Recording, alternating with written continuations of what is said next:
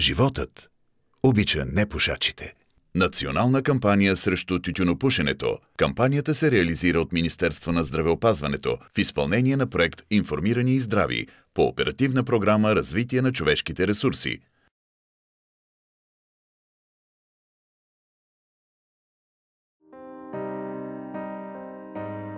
Всяка година близо 650 000 граждани на Европейския съюз спират да пушат, защото умират.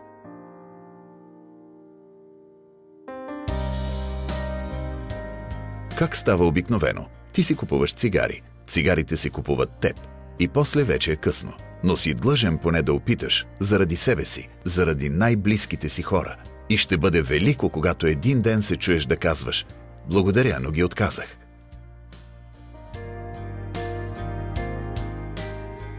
Дойдох тук да изпуша последната си цигара в живота. Ето в тази градинка пропуших. Да ме питате защо? Не знам. Просто тогава беше тарикатско. Мислех си, че съм голямата работа, че мацките повече ще ме харесват. Днес вече е демоде. Готините хора не пушат. Но не всеки има волята да ги откаже. Аз съм от късметлиите. С Богом, бейби! Преди време ми открих астма. Една сутрин се събудих и си казах: днес отказвам цигарите. И така вече 4 години. Пробвах се да се излъжа с електронна цигара. Все едно да излъжеш Шварценегер, че Калофер е Калифорния. Трудна работа, брате. Трудна. Тютюнопушенето е един смъртоносен навик, който всяка година убива в България около 15 000 българи. По последни данни, 40% от населението в България са пушачи. Т.е. смело може да кажем, половината българи пушат, като естествено има различия по възрастови групи, по пол. Мъжете са по-големи пушачи, повече пушачи, жените по-малко. Но напоследък се оказва, че по отношение на младите хора, момичетата почти настигнаха момчетата по тютюнопушене. Тютюнопушенето е свързано с редица много сериозни заболявания. С сърдечно-съдови заболявания, инфаркти, инсулти, с белодробни заболявания, с злокачествени новообразования, с различни локализации, но най-вече на белия дроб, на хранопровода, на гръкляна, на устната кухина, също така злокачествени образования на вътрешните органи, не само които са свързани с дихателната система. Да, ама като не пуша, се изнервям. Креща на жената, на децата, на колегите в работата. И плюс това, ако ги спра изведнъж, ще надебеля. Винаги съм се впечатлявала от самочувствието на пушачите, когато съм разговаряла с тях, от това, че всичко знаят за вредата на тютюнопушенето. И като че ли винаги са бягали от тази тема. Аз искам да им кажа обаче, че наистина шега с тютюнопушенето не бива да става. Над 4000 токсични вещества в цигарения дим, който поемат пушачите. 60 от тях са канцерогени. Психологическите методи са точно както и при другите зависимости. Единият е работа в група, по-точно групова подкрепа, групи за взаимопомощ, където хората споделят своя опит, споделят мъченията си по време на отказването, обръщат се към своите така наречени спонсори, които им помагат да се преборят за момента с пристъпа на потребност.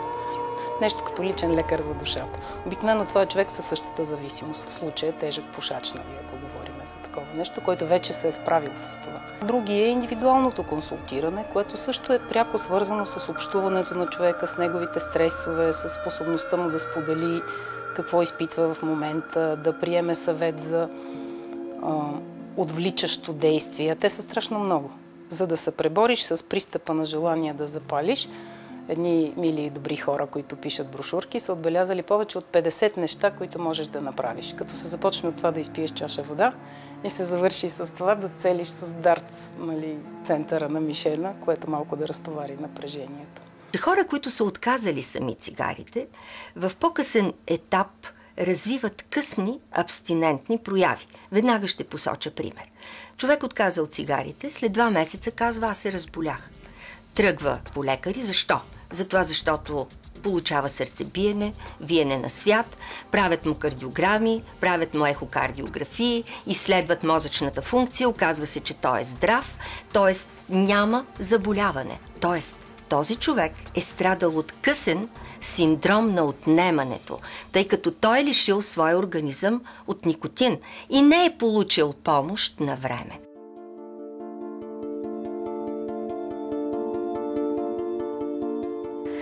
Искам да ви помоля за нещо малко странно. Намерете голям буркан на винт, махнете етикета му, напълнете го догоре с вода. И от днес до датата на отказването искам да пускате вътре всяка огарка на всяка цигара, която сте изпушили. Искам да напълните буркана догоре с огарки и да го запазите поне 2-3 месеца. И спомнете си какво ви казах.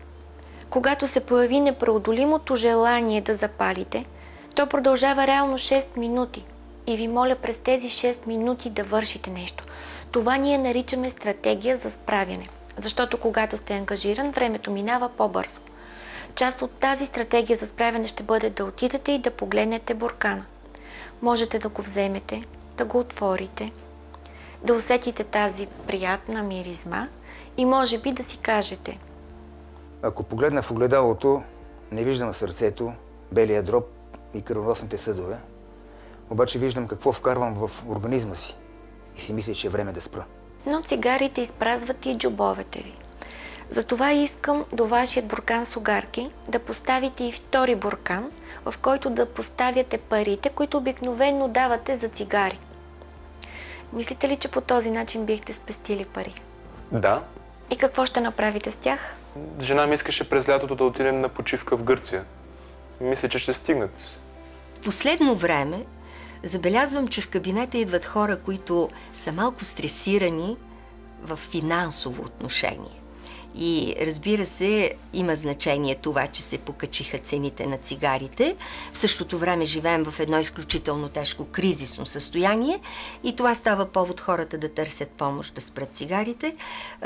Много така приятно ми стана един възрастен човек, който посети кабинета ми след като беше вече идвал и направил първата визита, не пушеше, може би, около 2-3 месеца, целуна ми ръка и ми благодари за това, защото в джоба си имал вече пари.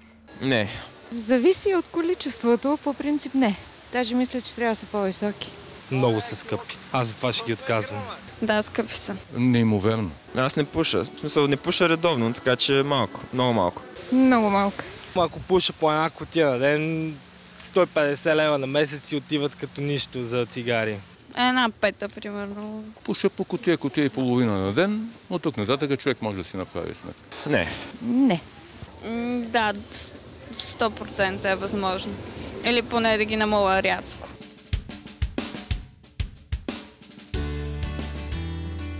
Ами да, така става обикновено. Ти си купуваш цигари, те си купуват теб. Но си длъжен поне да опиташ. Заради детето и жената.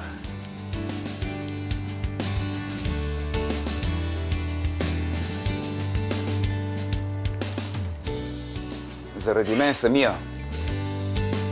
Помни, че ти решаваш. Изборът си е твой, но ще бъде велико, когато един ден се чуеш да казваш: Не, благодаря, отказвайки. Всъщност и аз.